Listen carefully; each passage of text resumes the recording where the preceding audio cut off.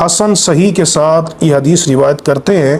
کہ نبی کریم علیہ الصلوۃ والسلام نے کتاب الایمان باب ما جاء فی حرمت الصلاۃ حدیث نمبر 2616 ہے کہ سرکار دو عالم علیہ السلام نے اپنی زبان مبارک کو پکڑا، فاخذ بلسانہ، اپنی زبان مبارک کو پکڑا اور فرمایا کف علیک ھذا، کہ زبان کو کنٹرول میں رکھ، زبان کو قابو میں رکھ۔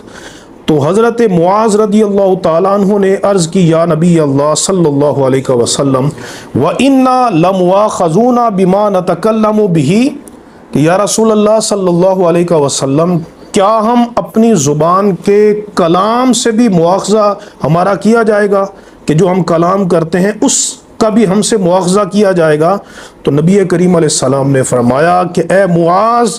وَهَلْ يَكُبُّ النَّاسَ فِي النَّارِ عَلَى وُجُوهِهِمْ